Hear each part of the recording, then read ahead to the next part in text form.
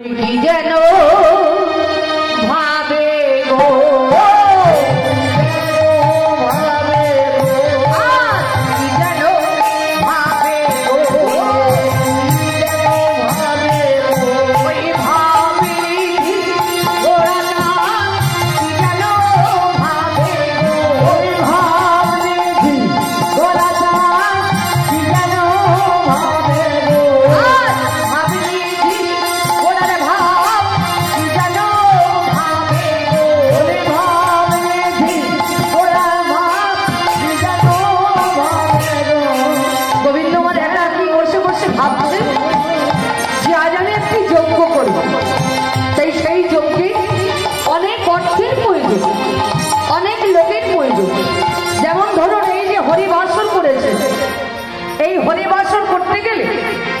অনেক কিছু প্রয়োজন বাবা।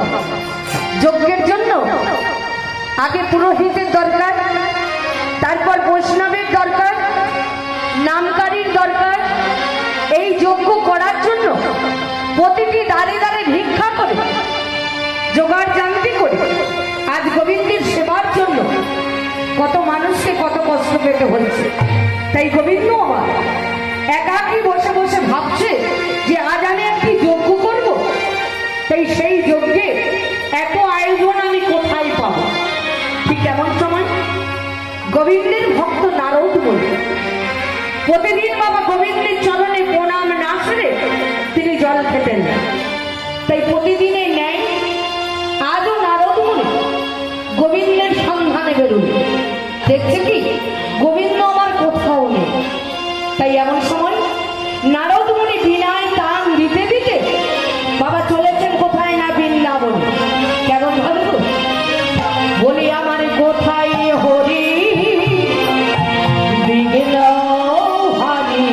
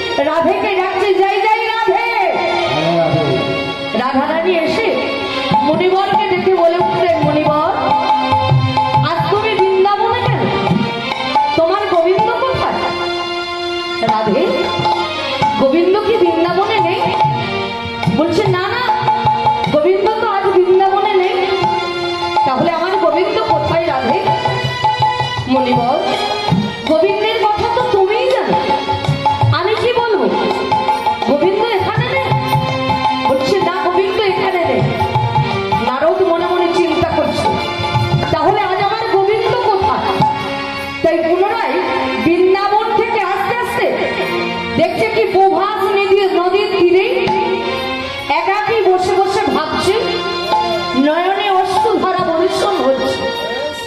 নারদ মুনি দেখে বলে উঠলেন, প্রভু আজ তুমি এখানে কেন প্রভু? ও প্রভু, বলি তব নয়নে কেন বাড়ি হে,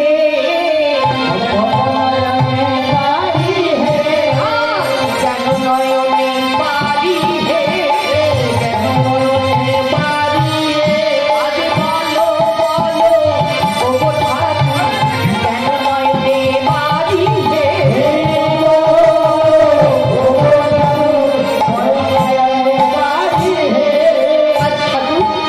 তোমার নয়নে জল কেন ঠাকুর?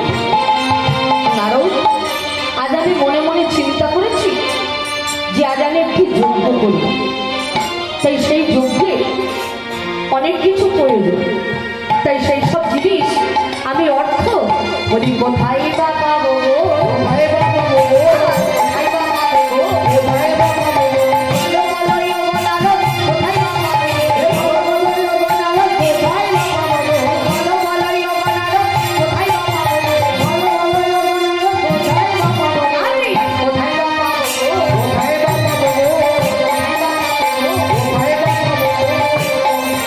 নারদ বলছে, ঠাকুর তুমি কিনা বলছো অর্থ কোথায় পাবো? যিনি এই বিশ্ব ব্রহ্মাণ্ডের মালিক তিনি কিনা বলেন অর্থ আমি কোথায় পাবো? ঠাকুর তোমার কি ধন সম্পত্তি কিছুই নাই? না নারদ, আমার ধন সম্পত্তি নিয়ে তো আমি থাকি না। তাহলে কি নিয়ে থাকো ঠাকুর? বলে নারদ, আমি কি নিয়ে থাকি জানিস? বলি ভক্ত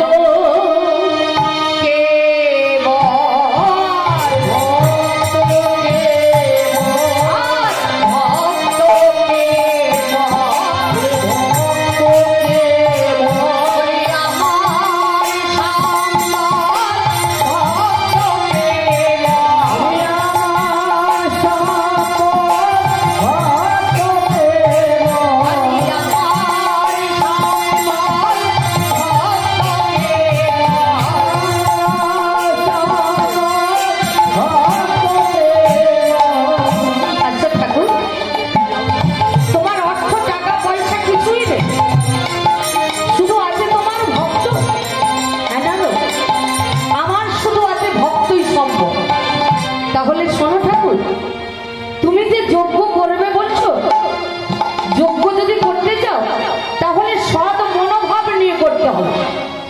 সৎ মনোভাব? হ্যাঁ গো নারদ, সৎ মনোভাব কি?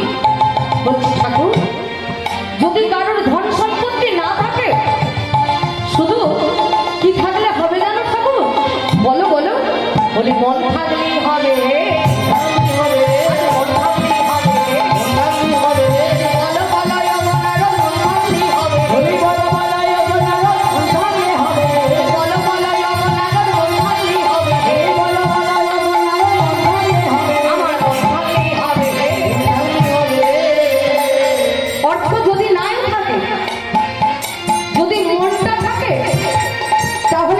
করা যায়। কিভাবে করা যায় নারদ? কেন ঠাকুর? সৎ মনোভাব নিয়ে যদি আমরা ভিক্ষা করে আনি তাহলে তো যজ্ঞ করা যাবে।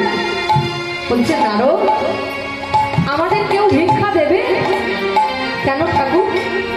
তোমার যে সর্বমত্ত পতা এত যে তোমার শিষ্য আছে, শিষ্যদের কাছে গিয়ে যদি বলি যে গোবিন্দ আমার একটি যজ্ঞ করবে, সেই যজ্ঞের অর্থের প্রয়োজন, তাহলে তোমায় দেবে না ঠাকুর?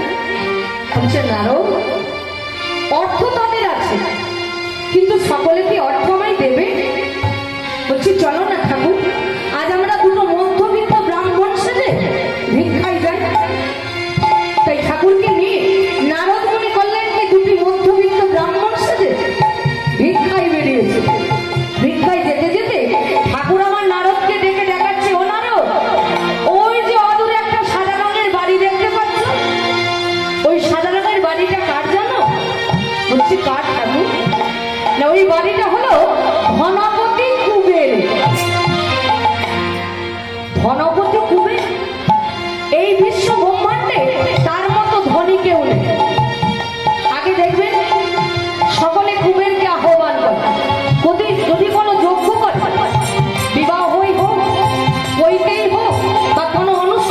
হোক, আগে বাবা আমাদের কুবেরকে আহ্বান করতে হয়। তাই গোবিন্দ নারদকে নিয়ে চলেছেন কোথায় না গোবিন্দের বাড়ি। গোবিন্দ আমার গিয়ে যেই বাবা কুবেরের দ্বারে দ্বারস্থ হয়েছে, কুবেরকে ডাকছে, বলি কুবেরে ডাকিয়া কহেন দেব নারায়ণ, কুবেরে ডাকিয়া কহেন দেব নারায়ণ, যোগ্য হেতু ভিক্ষা কিছু দিও তবে ধন, যোগ্য হেতু ভিক্ষা কিছু দিও, আমার যোগ্য হেতু ভিক্ষা কিছু দিও তবে ধন, ভিক্ষা কিছু দিও বলে আমি ভিক্ষা নিতে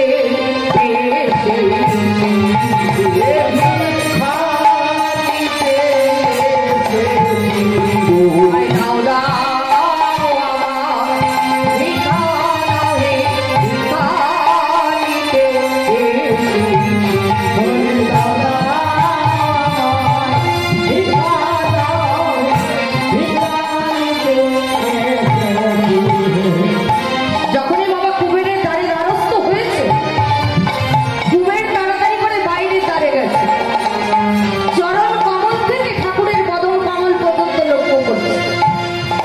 কুবের দেখতে পেয়ে চিনতে পেরে বলছে, ঠাকুর আজ তুমি কিনা আমায় ধনী বলছো ঠাকুর, আজ আমি তোমার কৃপা বলেই ধনী হয়েছি, আর তুমি কিনা আমায় ধনী বলছো। ও ঠাকুর বলি তব কৃপা বলে আমি হইয়াছি ধনী, তব কৃপা বলে